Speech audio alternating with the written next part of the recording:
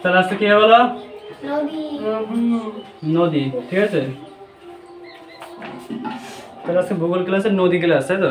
দেখে নাও নদীটা কি। দেখে না এখানে তোমাদের যে বইটাতে দেওয়া আছে, দেখে না হইচই এবং চই দুজনের দুটো খরগোশ আছে, দেখেছো?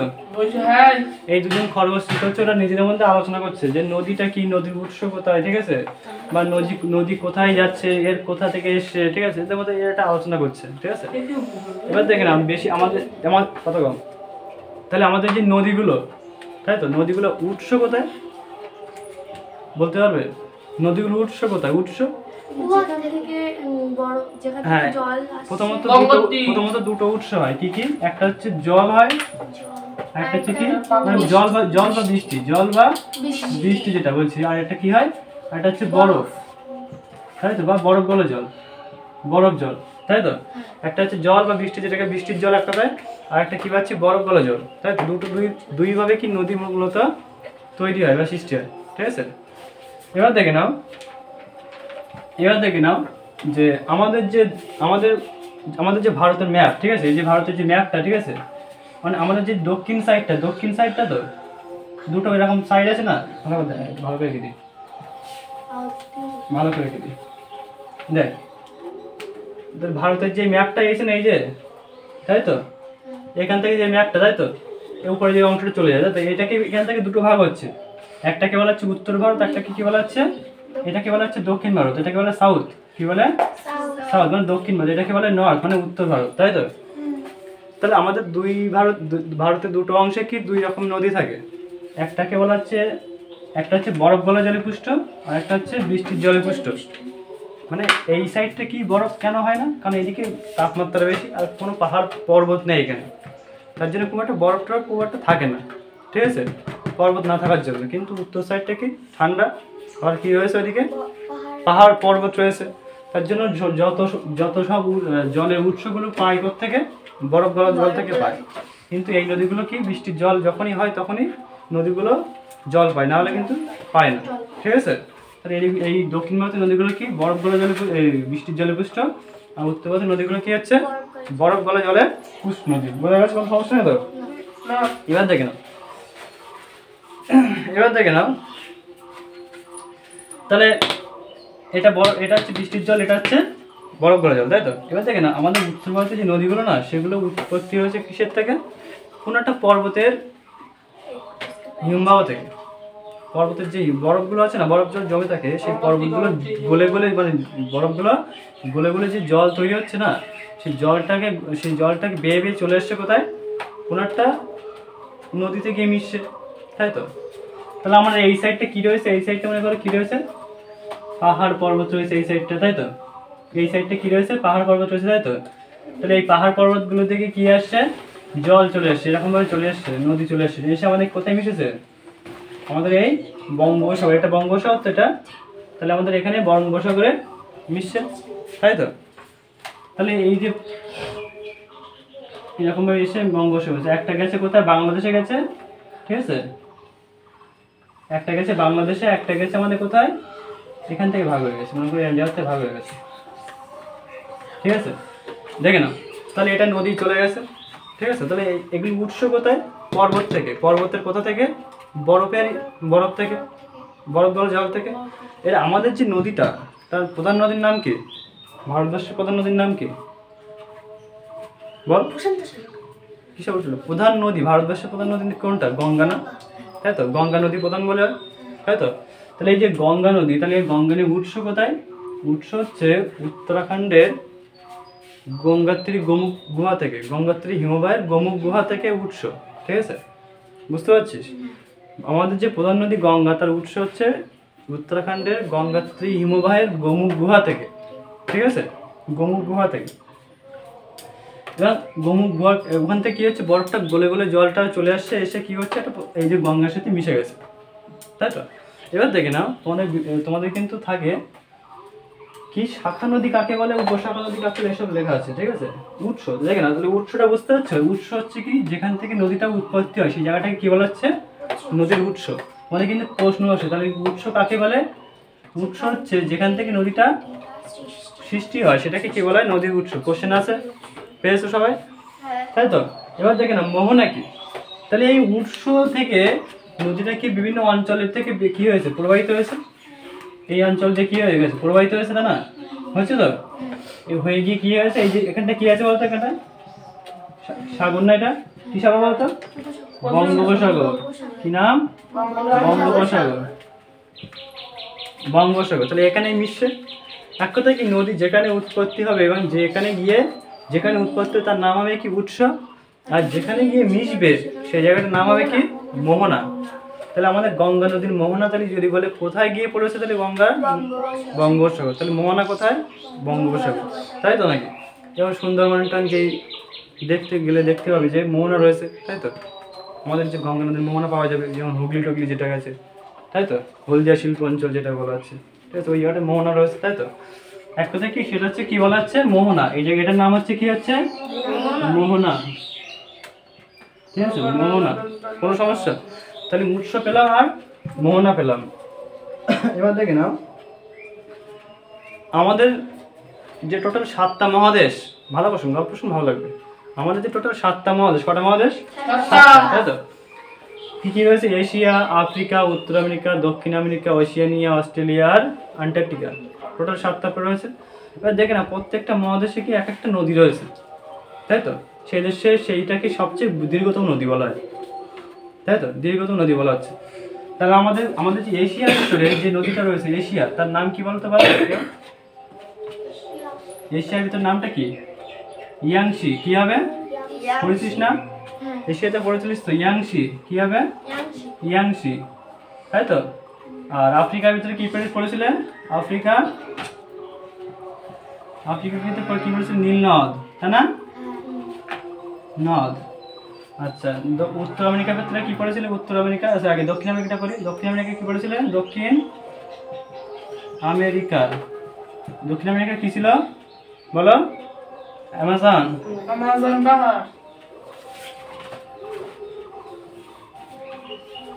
অ্যামাজন পড়েছিলাম। দক্ষিণ আমেরিকার কি পড়েছিলাম? অ্যামাজন পড়েছিলাম। আচ্ছা, উত্তর আমেরিকা কি পড়েছিলাম? মনে আছে? মিসরি আর মৌসরি। মিসরি, মিসরি বানানটা কি আছে? হ্যাঁ, মিসিসিপি আর মৌসরি। মিসিসিপি আর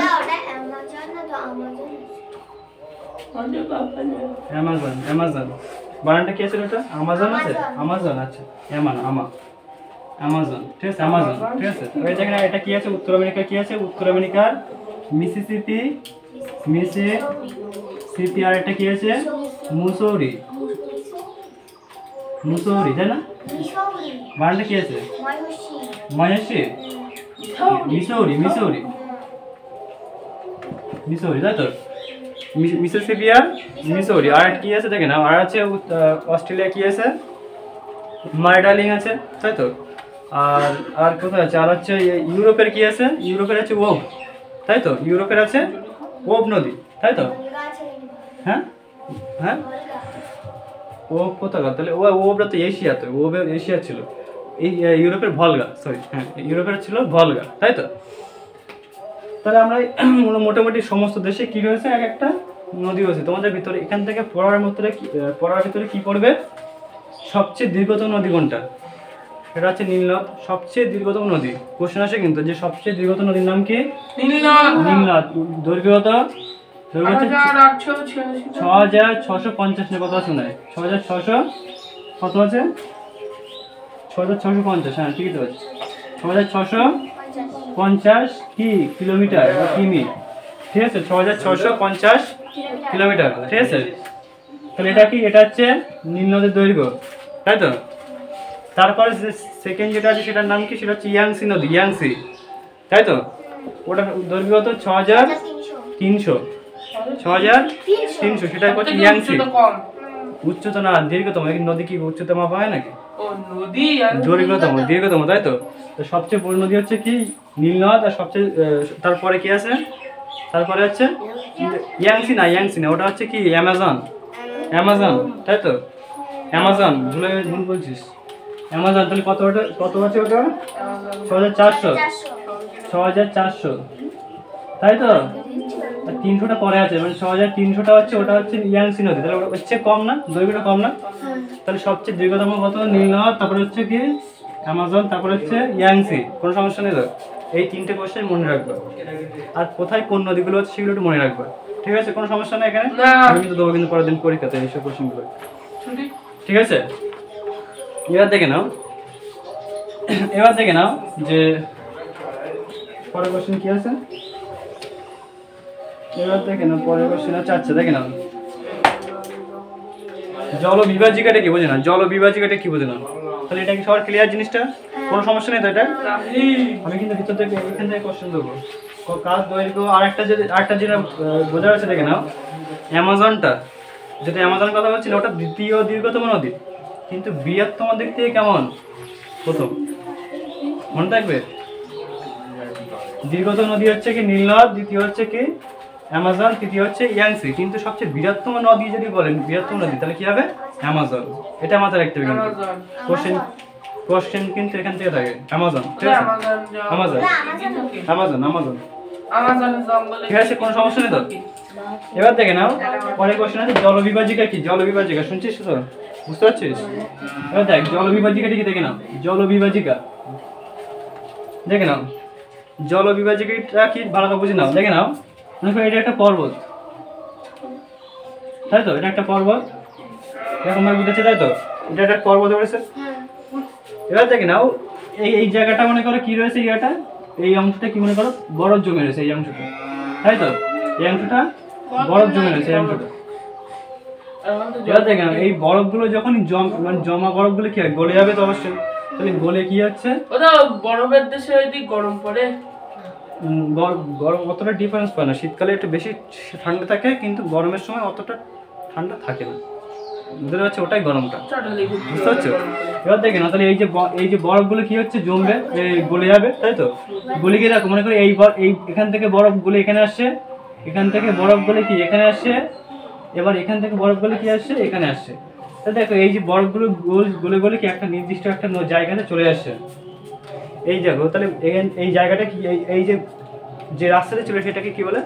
জলবিভাজিকা বলে। জিনিসটা বোঝা যাচ্ছে? জলবিভাজিকা তার মানে কি?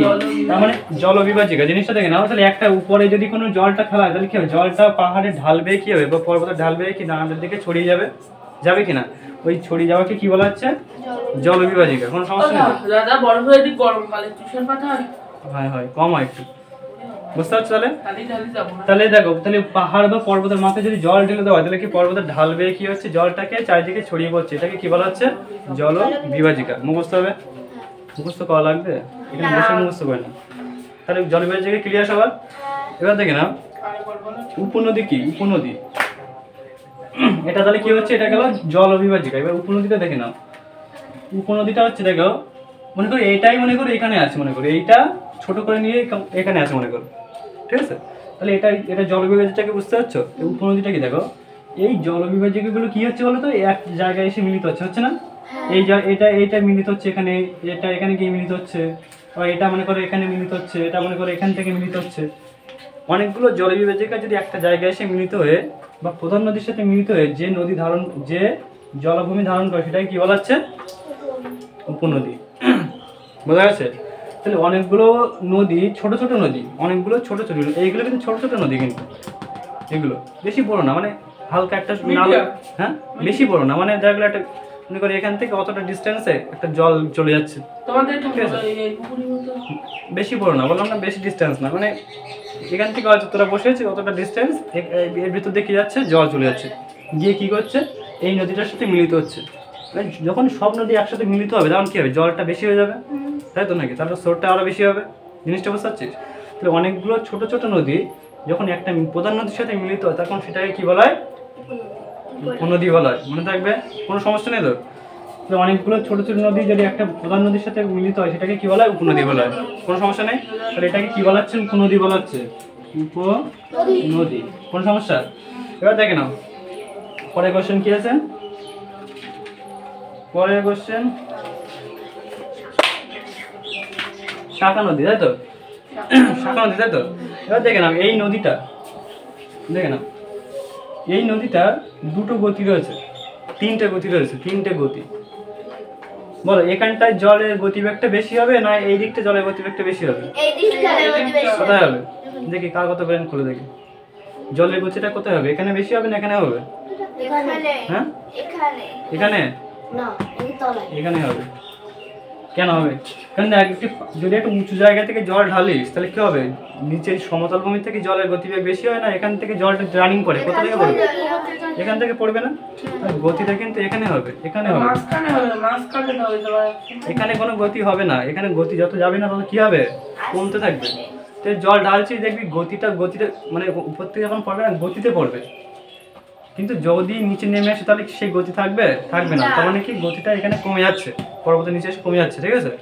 তাহলে পাহাড়ি অঞ্চলে কি হয়, নদীর গতিটা কি থাকে, বেশি থাকে। সমভূমি যত যাবে তত কি হবে, নদীর গতি তত কি হবে, কমে যাবে। এবং যদি সমুদ্রের আশেপাশে চলে যায় তত কি হবে, নদীর গতি এক সময় থাকবে না, তখন কি হবে, নদী তখন কি হবে, ইচ্ছা মতো প্রবাহিত হবে। তখন ওই নদী এদিকে একটা যাচ্ছে, নদী এখান থেকে আরেকটা চলে গেছে, ঠিক আছে, এদিকে একটা চলে গেছে, বুঝতে পারছিস?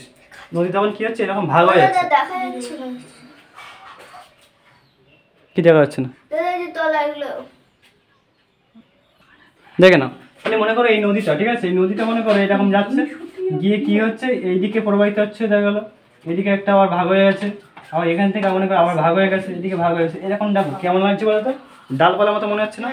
তাহলে এটা যে নামও আছে, দরকার নেই, কতটা যাওয়ার দরকার নেই, শাখা বাসা লাগছে তো, এই জন্য এই নদীকে কি বলা হয়, শাখা নদী বলে। গাছ দেখতে পারে কেমন লাগছে, শাখা মতো লাগছে না, গাছের শাখা, তার জন্য এটাকে কি বলা হয়, শাখা নদী বলে। অনেক নামটা আছে, এরপরে অতটা যাওয়ার দরকার নেই, কি মনে রাখবা, শাখা নদী। নদী যখন গতি যখন আসছে, নদীর গতি যখন কমে গিয়ে নদী যখন বিভিন্ন দিকে ভাগ হয়ে যায় তখন সেটা কি বলে, নদীর শাখা নদী বলে। কোনো সমস্যা? নদীর গতি যদি কমে যায় তখন নদী কি হয়, বিভিন্ন দিকে ভাগ হয়ে প্রবাহিত হয়, তখন সেটাকে কি বলে, শাখা নদী। কোনো সমস্যা? বুঝতে পেরেছো সবাই? এবার দেখে না, পরের কোশ্চেন দেখে নাও। পরের কোশ্চেন আছে কি, নদীর উপর তারা কি, তাই দেখে না, নদীর উপর তারা কি, নদী যে অংশ দিয়ে প্রবাহিত হয়, তাই তো, এখানে তাই আছে তো নাকি? হ্যাঁ, নদীর উৎস থেকে মোহনা পর্যন্ত যে নদীর যার যে খাতের মধ্যে দিয়ে প্রবাহিত হয় বা যে অংশের ভিতর দিয়ে প্রবাহিত হয় তাই কি বলে, নদীর উপত্যকা।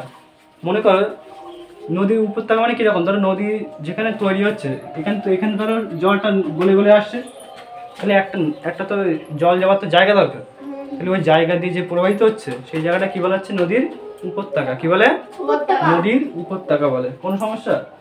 নদীর অববাহিকা কি, নদীর অববাহিকাটা হচ্ছে, দেখে নাও, এই ধরনের নদীটা এখানে কি তৈরি হচ্ছে, সৃষ্টি হয়েছে, এখানটায় এই জায়গাটা সৃষ্টি হয়েছে, এবং এই সৃষ্টি থেকে এই মোহনা পর্যন্ত অঞ্চলটাকে কি বলা হয়, নদীর অববাহিকা। মানে কি, এক কথায় নদীর উৎস থেকে মোহনা পর্যন্ত যে অঞ্চলের ভিতর দিয়ে প্রবাহিত তাই কি বলে, নদীর অববাহিকা। নদীর উৎস থেকে মোহনা পর্যন্ত যে অঞ্চল দিয়ে প্রবাহিত হচ্ছে সেটাকে কি বলে, নদীর অববাহিকা। কোনো সমস্যা নেই তো, অববাহিকা, কোনো সমস্যা নেই, মুখস্থ হচ্ছে। তাহলে নদীর উৎস থেকে মোহনা পর্যন্ত যে অঞ্চল দিয়ে প্রবাহিত হচ্ছে সেটাকে কি বলে, নদীর অববাহিকা। এখানে বসে মুখস্থ করে না। তারপর দোয়াব জিনিসটা দেখে না, দোয়াব জিনিসটা কি দেখে না, দোয়াব জিনিসটা কি দেখো,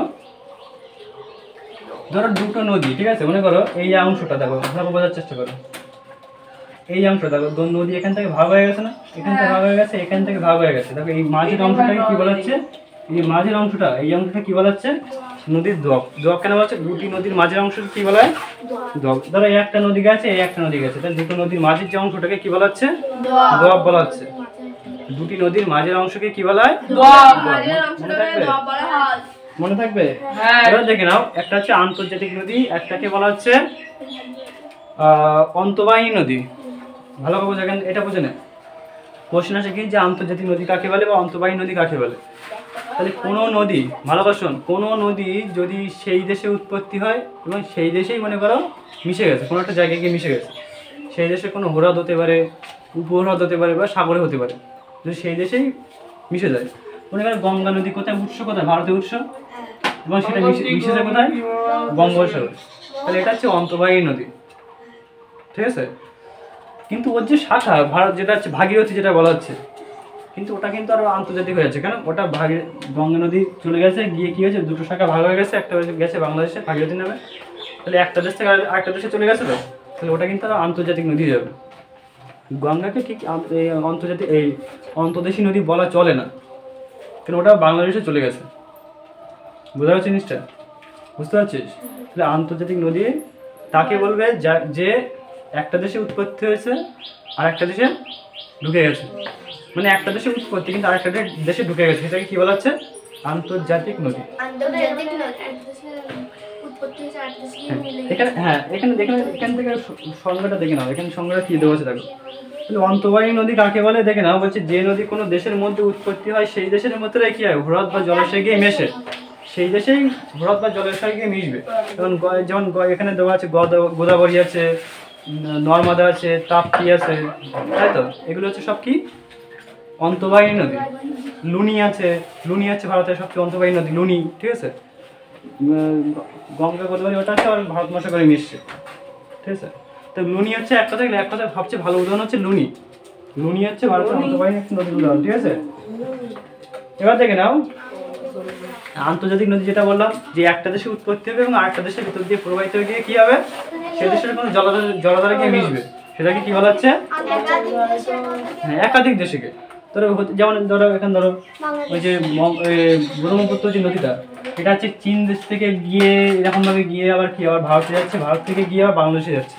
তো তিনটে দেশ মিলে একটা কি হচ্ছে, একটা নদীর উৎপত্তি হয়েছে। তার জন্য ওই নদীটাকে কি বলা হবে? আন্তর্জাতিক নদী বলা হবে। বোঝা যাচ্ছে জিনিসটা? আন্তর্জাতিক নদী জিনিসটা বুঝতে পারছি? হ্যাঁ, একটা দেশ থেকে যদি আরেকটা দেশে চলে যায় নদীটা, সেটা হবে কি আন্তর্জাতিক নদী। যেমন হচ্ছে সিন্ধু নদী বলা হচ্ছে আন্তর্জাতিক নদী। কেন বলা হচ্ছে? কারণ সিন্ধুর উৎস কোথায়? ভারতে, আর গেছে কোথায়? পাকিস্তানে। এই জন্য কি হবে? আন্তর্জাতিক নদী। কোনো সমস্যা নেই তো? তাহলে হচ্ছে কি হচ্ছে, যেটা হচ্ছে বললাম ওই অন্তর্বাহী নদী, কোনো সমস্যা নেই? এই অন্তর্বাহী নদী কোনো সমস্যা? আন্তর্জাতিক নদী ব্যাস। এই দুটো ভীষণ ইম্পর্টেন্ট কিন্তু বলে দিলাম। তারপরে দেখে নাও কথা কম। তা দেখে নাও নিত্যবাহ নদী কাকে বলে? নিত্যবাহ নদী কাকে বলে? তাহলে দেখে নাও নিত্যবাহ নদী বোঝা যাচ্ছে যে নদী সারা বছর ধরে কি হবে, প্রবাহিত হবে।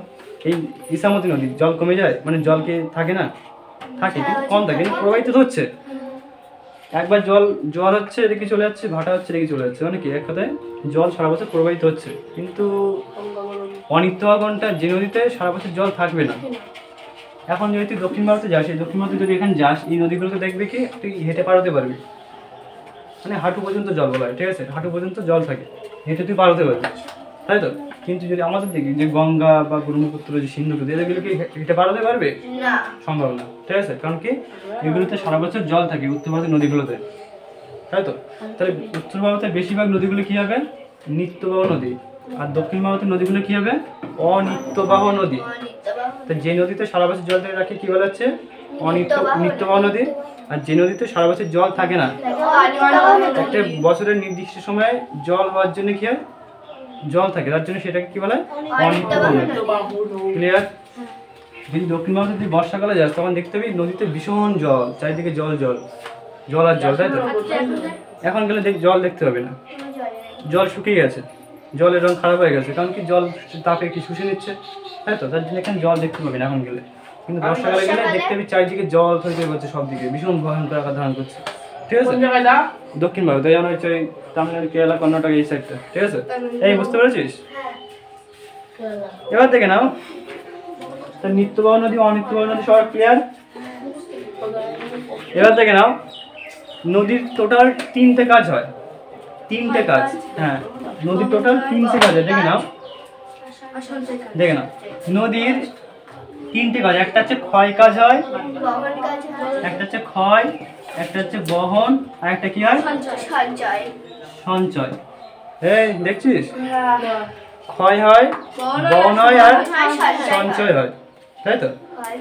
ক্ষয় মানে কি, নদী স্রোতের জন্য পড়েছিলিস না যে ওই কি জানো, বুক অফ নেচার পড়েছিলিস না, যে ছোট ছোট বালিকণা, ছোট ছোট সে পাথর কণা, সেগুলো কি পেবেল যেগুলো বলা হচ্ছে, সেগুলো আস্তে আস্তে ক্ষয় হতে হতে হতে কি হয়, বালিকণা পরিণত হয়। ঠিক সেটা কোথা থেকে আসে? এই যে পাহাড় বা পর্বত থেকে আসে পাথর কণাগুলো। সেটা কি করছে, জলের স্রোতের মাধ্যমে কি করছে, ক্ষয় করতে করতে করতে করতে একসময় কি হয়, বালিকণায় পরিণত হচ্ছে, তাই তো? বালিকণায় পরিণত হচ্ছে, তাই তো? এবার যে সেটাকে কি বলা হচ্ছে? ক্ষয়। বহন কোনটা? এই যে নুড়ি পাথরটা এখান থেকে যে বই নিয়ে আসে, এটাকে কি বলা হচ্ছে? বহন। তাই তো? এবং সঞ্চয় কোণটা হচ্ছে এই নুড়ি পাথরটা ক্ষয় হতে হতে হতে হতে হতে হতে কি হচ্ছে, একসময় ছোট ছোট বালিকণায় পরিণত হচ্ছে, বালিকণায়।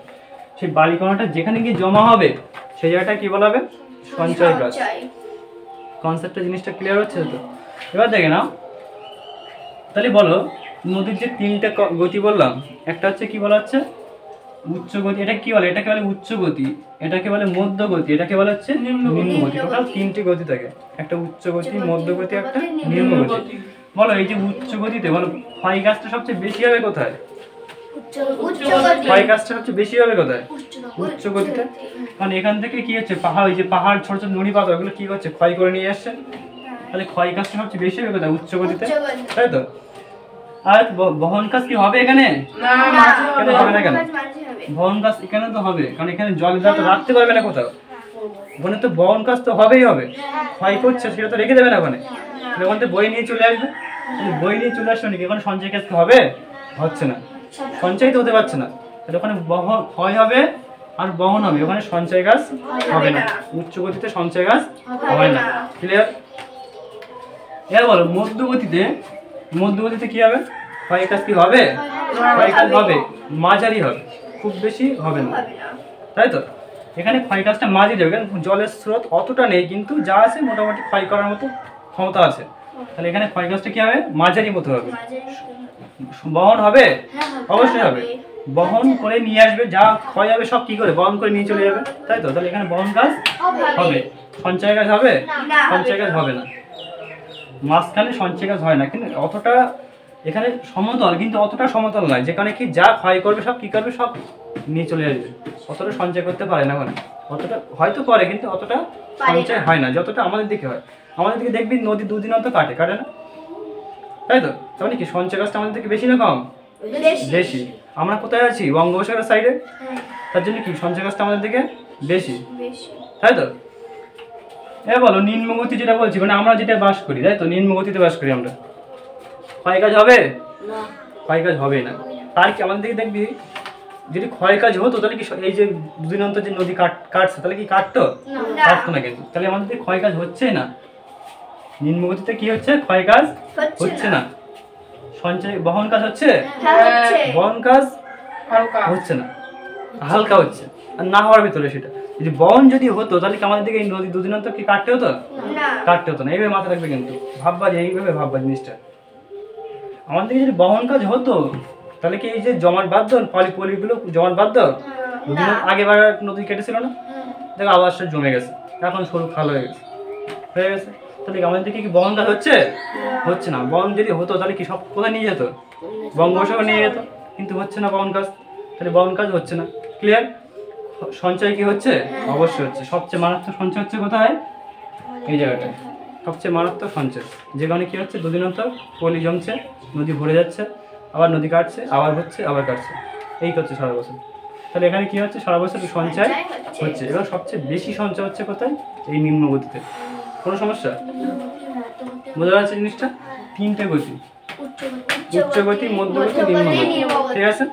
এবার দেখে না তোমাদের কিন্তু প্রশ্ন কিন্তু আছে এটা, যে টোটাল কটা গতি এবং কোন গতিতে কি ধরনের ক্ষয় কাজ হয়। এখান থেকে নাও এই পৃষ্ঠটা বার করো,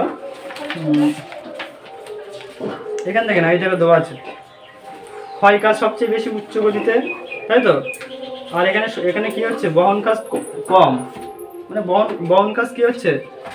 জিজ্ঞাসা হচ্ছে না বহন কাজ কম না বেশি, তাই জানতে চাচ্ছে কি কম না বেশি হবে? বহন কাজ অবশ্যই বেশি হবে, তাই তো? দরকার নেই, ওগুলো বুঝতে পেরেছিস তো নিশ্চয়ই? যাওয়ার দরকার নেই, বাড়িতে যা বললাম ওটা করবি। এবার দেখে নাও আচ্ছা কত কম। দেখো আমাদের মানুষের জীবনে কি টোটাল কটা পর্যায়? জীবনে তিনটে পর্যায়, তাই তো? তোমরা এখন কোন পর্যায়ে আছো জানো? তোমরা এখন প্রথম পর্যায়ে, মানে তোমরা এখন শৈশবকাল। মানুষের জীবনের কটা পর্যায় টোটাল? তিনটে পর্যায়, তিনটে। একটা হচ্ছে শৈশব, একটা হচ্ছে বয়স্ক, একটা প্রাপ্তবয়স্ক। বয়স্ক আর একটা হচ্ছে কি বলা হচ্ছে? বার্ধক্য। টোটাল কটা হচ্ছে? বার্ধক্য মানে যেটা বয়স, মানে একদম এই বুড়ো মানুষ যেটা। শৈশব মানে তোমরা এখন কোথায় আছো? শৈশবকালে আছো, তাই তো? তোমরা এখন বলি এখন এখান থেকে যা তেঁতুলিয়া থেকে জিনিসপত্র কিনে নিয়ে তোমার দৌড়ে চলে যাবে, তাই তো দৌড়ে চলে যাবে, সাইকেলে দৌড়ে চলে যেতে হবে। তোমরা চাইলে তোমরা দৌড়ে যেতে হবে, কোনো সমস্যা নেই। তোমাদের এখন সেরকম একটা গতি আছে, তাই তো। এবার যদি একটা প্রাপ্তবয়স্ক মনে করা হচ্ছে, প্রাপ্তবয়স্ক মানে মনে করা হচ্ছে 25-এর ওভার যারা, মানে আমাদের টাইপের যেটা, ঠিক আছে। তাহলে আমাদের এখন বলে এখন এই গরমে কে যাবে, তাই তো বলতাম। মানে আমাদের সেরকম ক্ষমতা নেই, কিন্তু চাহে যাওয়ার ফলে যেতে হবে। যদি আমার সেরকম এমার্জেন্সি দরকার পড়ে তখন যেতেই হবে, তাহলে আমরা এখন যেতে পারবো। কিন্তু যেটা বার্ধক্য, আমরা যারা হচ্ছে লাঠি ভর দিয়ে চলে, তারা কি বললে যাবে? দরকার নেই, হ্যাঁ যাবে, এরকম জিনিস আমার দরকার নেই বলতে। এরা হচ্ছে টোটালি যাবেই না। কিন্তু যাবে কারা? শৈশব, মানে এদের গতিটা খুব বেশি। নদী যখন তৈরি হয় ওদের গতিটা কিন্তু কী হয় বলতো, ভীষণ বেশি থাকে। এখানে নদীটা কিন্তু গতিটা কী হয়, সবচেয়ে বেশি থাকে। মানে যা দিবি মোটামুটি সব নিয়ে চলে যাবে। পাথর মানে কোনো কিছু মনে করে দেখবা নৌকা করে দিচ্ছে, আমরা যেমন করতাম যে বর্ষাকালে নৌকা করে দিতাম, ভাসিয়ে দিতাম। ওদিকে কী হয় বলতো, নৌকা করে দিবি, ভাসি নিয়ে চলে যাবে, কোথাও আটকাবে না। মানে নদীর যে স্রোত, সেই স্রোতের জন্য কী হবে, নিয়ে চলে যাবে। তাছাড়া নদীর গতিটা সবচেয়ে বেশি, মানে নদীর শৈশবকালী কোথায়, এই জায়গাটায় উচ্চ প্রবাহে। মধ্য প্রবাহটা কি বলা হচ্ছে, সেটাকে বলা হচ্ছে প্রাপ্তবয়স্ক। এই যে মধ্য প্রবাহ যেটাকে বলা হচ্ছে, সেটা কি বলা হচ্ছে, প্রাপ্তবয়স্ক। মানে কি, খুব বেশি গতিও না আর খুব বেশি ধীরও না, তাই তো। নাকি খুব বেশি এখানে গতিও না, খুব বেশি স্লো না, মানে ধীরও না। কিন্তু যেটা বার্ধক্য সেটা কি, এখানে গতি নেই, খুব ধীরে ধীরে যায়। বুঝতে পারছি, বার্ধক্য বয়সে কি খুব বেশি গতি থাকে না, খুব ধীরে ধীরে ধীরে ধীরে নদী যায়, ঠিক আছে। তো নদীর টোটাল 3টে সময়কাল থাকে। একটা হচ্ছে শৈশবকাল, বা যেটাকে বলা হচ্ছে যৌবনাগম, ঠিক আছে। আর পরেরটা হচ্ছে যে মধ্যপ্রবাহ, যেটাকে বলা হচ্ছে পরিণত বয়স বা প্রাপ্ত। তা দেখে না পরেরটা কি হচ্ছে, গিরিখাত। দেখে না, তাই দেখে না, নদী যে উপত্যকার ভিতর দিয়ে প্রবাহিত সেটাকে কি বলা হচ্ছে, গিরিখাত, ঠিক আছে। এবার নদী যদি শুষ্ক অঞ্চলের ভিতর দিয়ে প্রবাহিত হয়, শুষ্ক অঞ্চলের ভিতর দিয়ে সেটা প্রবাহিত, সেটাকে কি বলা হচ্ছে, কেনিয়ান বলা হয়। না শুষ্ক বলতে যেখানে বৃষ্টি হয় না, সেই সমস্ত অঞ্চলের ভিতর দিয়ে নদী যদি প্রবাহিত হয়, সেটাকে কি বলা হবে, কেনিয়ান বলা হবে। তাহলে কোশ্চেন আসে কিন্তু ভীষণ ইম্পর্টেন্ট, কিন্তু কেনিয়ানটা, কেনিয়ান কাকে বলে, ভীষণ ইম্পর্টেন্ট। নদী যদি কোনো শুষ্ক বৃষ্টিহীন অঞ্চলের ভিতর দিয়ে প্রবাহিত হয়, সেটাকে কি বলা হবে, কেনিয়ান বলা হবে। যেমন উদাহরণ কি আছে, যেমন হচ্ছে মার্কিন যুক্তরাষ্ট্রের কলোরাডো হচ্ছে একটি গ্র্যান্ড ক্যানিয়নের উদাহরণ, ঠিক আছে। বোঝা যাচ্ছে, কোনো সমস্যা নেই তো। এবার দেখে না জলপ্রপাত কাকে বলে, আসতে দেখে নেই জলপ্রপাতটা কি। মনে কর আসতে দেখো জলপ্রপাতটা কি, নদী দ্বারা মনে করো এরকম প্রবাহিত হচ্ছে, ঠিক আছে। এবার দেখো নদী যখন প্রবাহিত হচ্ছে না, এই হঠাৎ করে দেখা গেলো মনে করো যে জায়গা দিয়ে প্রবাহিত হচ্ছে, মনে করো এই জায়গাটা মনে করো, এই দেখছিস নদীর যে জায়গা দিয়ে প্রবাহিত হচ্ছে, সেই জায়গা দিয়ে হঠাৎ করে যদি কোনো একটা নরম শিলা থাকে, নরম শিলা মানে কি, যেটা কঠিন শিলার উপর দিয়ে যাচ্ছে, যেতে যেতে হঠাৎ করে নরম শিলা পড়েছে, মানে কাদা টাইপের জায়গা পড়েছে বা নরম মাটি পড়েছে, তখন কী হবে বলতো, নদী তখন কী হবে বলতো, ক্ষয় হবে না, হবে তো। ক্ষয় হতে তো একসময় কী হবে, নদী তখন এরকমভাবে এগুলো কী হবে, ক্ষয় করতে থাকবে, ক্ষয় করতে করতে করতে করতে একসময় অনেকটা গভীর করে ফেলবে, ঠিক আছে, অনেকটা গভীর করে ফেলে। এই জায়গাটা কি বলা হচ্ছে, ঝর্ণা বলা হচ্ছে, ঝর্ণা। এই তখন তুই এখান থেকে দেখছিস যে জলটা বেশ উঁচু থেকে পড়ছে, আসলে সৃষ্টি হয়েছিল কী হবে, এই নদী যেতে যেতে হঠাৎ করে কী পড়েছিল, নরম শিলা পড়েছিল। সেই নরম শিলাগুলো নদীর জলের জন্য ক্ষয় করতে করতে করতে করতে এতটা গভীর হয়ে গেছে। এবং সেটা আমরা কি বলছি, সেটাকে আমরা বলছি ঝর্ণা বলছি, ঠিক আছে। তো ঝর্ণা বা জলপ্রপাতটা কি ক্লিয়ার? নদীর গতিপথে হঠাৎ করে নরম শিলা পড়লে, নরম শিলাটা কি করছে, ক্ষয় করে দিচ্ছে, ক্ষয় করে সে জায়গাটা কি করছে, নদী তখন কি হচ্ছে, জলটা উঁচু থেকে পড়ছে, পড়ে কি করছে, এই জায়গাটা আরো বেশি বেশি করে ক্ষয় করছে, ক্ষয় করে নদী প্রবাহিত হয়ে যাচ্ছে, এটাকে কি বলা হচ্ছে, জলপ্রপাত বলা হচ্ছে বা ঝর্ণা বলা হচ্ছে। কোনো সমস্যা? ঝর্ণা কীভাবে তৈরি বুঝতে পারছিস? বা সেটাকে ওয়াটারফলও বলে, বাংলায় বলে ওয়াটারফল। এবার দেখে না মিয়েন্ডারটা, দেখে না মিয়েন্ডার দেখে না মিয়েন্ডারটা কি, আস্তে কত কম ভালো করে বুঝে নেবে, এটা খুব ইম্পর্টেন্ট লেসন। এটা মিয়েন্ডারটা দেখে নে। তোরা মনে কর এই আসতে মনে কর যে নদীটা এখানে তৈরি হয়েছে না, দেখ নদীটা তৈরি হচ্ছে, তো নদীর তৈরি এখানে নদী তৈরি হয়ে দেখ এরকম বেঁকে বেঁকে প্রবাহিত হয়, দেখিস তো হয় না, তৈরি হয় তো নদী এরকম খেয়ে বলতো বেঁকে বেঁকে প্রবাহিত হয়, ঠিক আছে। নদী যখন বেশি বেঁকে বেঁকে প্রবাহিত হয়, এটাকে কি বলা হয়, এই প্রত্যেকটা নদীর বাঁককে কি বলে, মিয়েন্ডার। নদীর গতি মানে এইটা কেন হয়, কারণ যে নদীতে গতি থাকে না সেই নদী কি হবে ইচ্ছা মতো প্রবাহিত মানে হিলে দুলে যাবে এরকম একটা হবে। নদী যখন এরকম হিলে দুলে মানে এরকম গতি থাকে না তার জন্য কি যখন বেঁকে প্রবাহিত হয় এই বেঁকে প্রবাহিত হওয়াকে কি বলে নদীর মিয়েন্ডার বলা হয়। মিয়েন্ডার মনে থাকবে মিস্টার। এবার ধোয়া আছে দেখো ভূমির ঢাল কমে যাওয়ার জন্য কি নদীর বাঁকের পরিমাণ কি হয়ে যায়, এই বাঁকের পরিমাণটা কি হচ্ছে বেড়ে যাচ্ছে। তোরা যদি কখন তেঁতুলিয়া ব্রিজ ওপরে যাস তখন দেখতে পাবি নদীটা দেখবি এরকম ওই দিক থেকে বেঁকে এসছে এদিকে আবার বেঁকে এসে এরকম ভাবে গিয়ে গেছে এরকম চলে গেছে, দেখতে পাচ্ছ তো কখন গেছিস? হ্যাঁ ওই দিক থেকে এসে এরকম গিয়ে আবার এরকম চলে গেছে তো। এই যে বাঁক এরকম বেঁকে প্রবাহিত হচ্ছে এটা কি বলা হচ্ছে? বাঁককে কি বলা হচ্ছে? মিয়েন্ডার। কি বলা হচ্ছে? মিয়েন্ডার। চলছে হ্যাঁ তাহলে এটা কি বলা হচ্ছে? মিয়েন্ডার। মনে থাকবে মিয়েন্ডার জিনিসটা কি বলা হচ্ছে? এবার দেখ পরে কোশ্চেন দেখ, পরে কোশ্চেন হচ্ছে এই মিয়েন্ডারটা কিন্তু ইম্পর্টেন্ট কিন্তু। এবার দেখ বইটা দেখ তারপরে কি হচ্ছে অশ্বক্ষুরাকৃতি হ্রদ। অশ্বক্ষুরাকৃতি হ্রদটা এটাও কিন্তু ভীষণ ইম্পর্টেন্ট, এটা কিন্তু 100% করে রাখবে, ভীষণ ইম্পর্টেন্ট ভিভিআইপি। অশ্বক্ষুরাকৃতি হ্রদটা কি দেখ কত কম, দেখ নদী দেখ এই দেখ এদিকে দেখ এদিকে কিছু নেই যে বলছি সেটা শোন। নদী যখন এরকম বেঁকে প্রবাহিত হচ্ছে তখন কি নদীর গতিটা নেই, বেগ নেই বলে গতি না থাকার জন্য কি হচ্ছে বেঁকে যাচ্ছে, তাই তো? এবার নদীতে মনে করো হঠাৎ করে মনে করো বাঁধ ছেড়ে দেয় না, ফারাক্কা বাঁধটা ছেড়ে দেয় না, বাঁধ ছেড়ে দেওয়ার জন্য মনে করো নদীতে হঠাৎ করে জলের চাপ দিয়েছে, তখন কি হবে নদী যখন হঠাৎ করে জলের চাপ দেয় তখন কিন্তু নদী কিন্তু এতটা বাঁক ঘুরবে না, ঘুরবে কি জলের চাপ দিতে কি নদী যখন এরকম চলে আসবে কিনা? আসবে তো।